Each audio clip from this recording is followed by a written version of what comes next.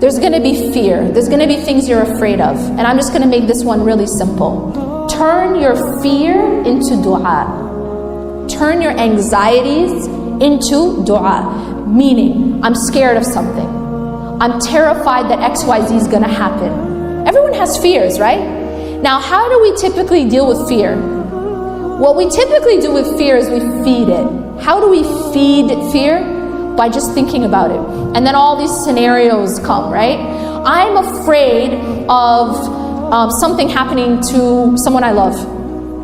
So what I do is I think of all the different possible ways that something could happen to someone I love. I think of this scenario and that scenario.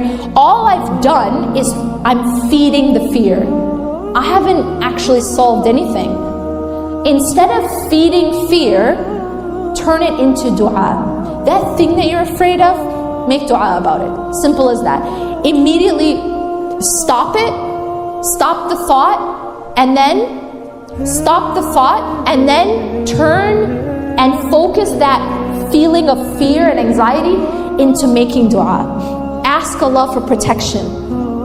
And then after you've done that, put your trust in Allah subhanahu wa ta'ala. I've given it to Allah. And don't keep feeding that fear. And this is something I emphasize a lot, and I will emphasize again. What you focus on grows. So whatever you focus on in your life is going to actually start to grow. And when it grows, it starts to become bigger, and it also starts to surround you. When Musa alayhi salam is standing in front of the Red Sea, right? And he has an army behind him, and he's got a very serious problem, okay? He's got a giant body of water in front of him, and he's got an army behind him, and he looks trapped. But what was his focal point in that moment? Anyone? Allah. Do you see the difference?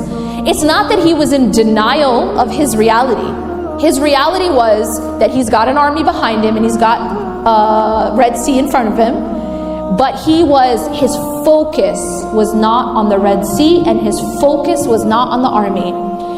And in fact, you see the contrast between him and Bani Israel. Because Bani Israel were focused on the army.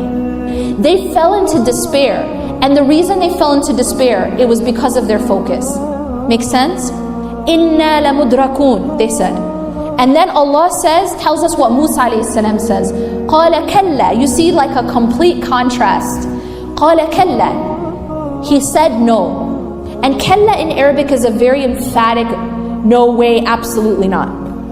It's all of that in just one word. Kalla. Inna ma'aya rabbi sayahdeen. Indeed, my Lord is with me, and He will guide me through. Musa alayhi salam wasn't looking at the problem. He was aware of the problem, folks.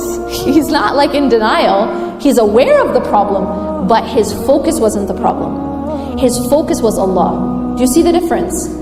His focus was Allah. And he said, Inna ma'aya rabbi sayahdeen. Indeed, my Lord is with me, and He will guide me through this. He will get me through this. So no matter how dark it gets outside, or no matter how much we feel like things are closing in on us, if our focal point is Allah, then we don't feel despair. Do you see the difference? It's because you know, just like Musa alayhi salam knew that Allah was with him. And if Allah is with you, it means what? He'll get you through. And that was the yaqeen and the tawakkul and the trust of Musa alayhi salam. But believe me, it cannot happen unless you have the right focus.